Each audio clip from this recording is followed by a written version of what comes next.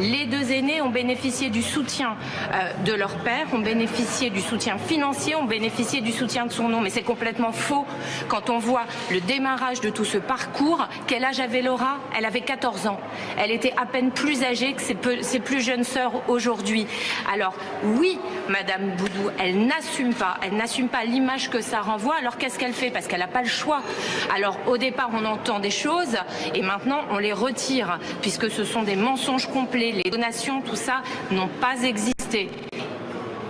Et donc, eh bien, elle n'a pas d'autre choix que de dire quelle femme elle était, quelle femme qui a accompagné son mari en fin de vie. Et là, ce faisant, il suffit de se rapporter à la façon dont cette campagne est menée et qui est d'une indécence rarement égalée, à savoir que pour redorer son image, on ternit celle d'un monstre sacré dont on raconte à grand renfort d'interviews ces derniers jours, à quel point il était diminué. Et ça, c'est au-delà d'être indécent, c'est tout simplement scandaleux. Alors en fait, elle fait le choix. Elle fait le choix de son image plutôt que de la sienne.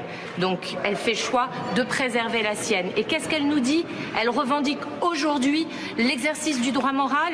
Elle veut, elle, exercer les pleins pouvoirs sur le patrimoine artistique de son époux, elle dont aujourd'hui ses conseils nous ont dit mais l'hommage national de Johnny Hallyday, mais lui il n'en voulait pas, alors il n'en voulait pas et pourtant on l'a imposé, pourtant son épouse qui sera la gardienne du temple est allée jusqu'au bout et il a eu droit à une sépulture et il a eu le droit à un hommage qu'il n'aurait pas réclamé et c'est elle qui exercera le droit moral, soyons sérieux.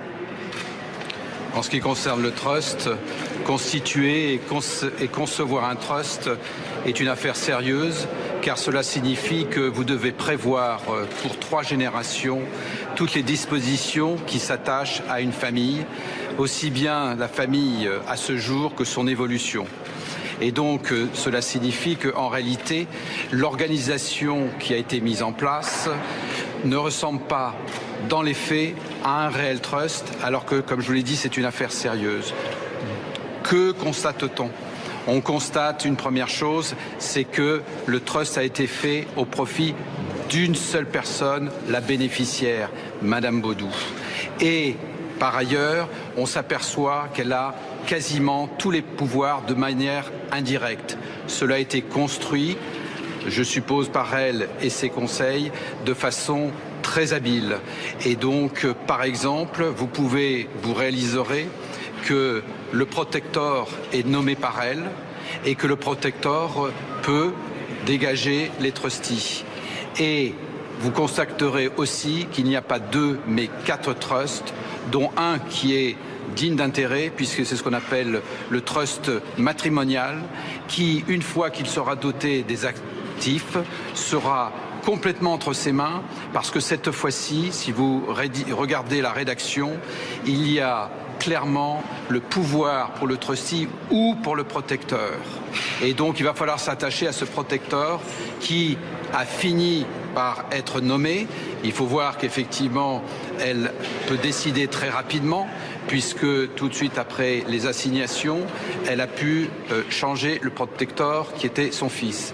Et si vous regardez Facebook, son frère, pardon, et si vous regardez Facebook, vous réaliserez qu'en réalité, le nouveau protecteur est quelqu'un de très proche.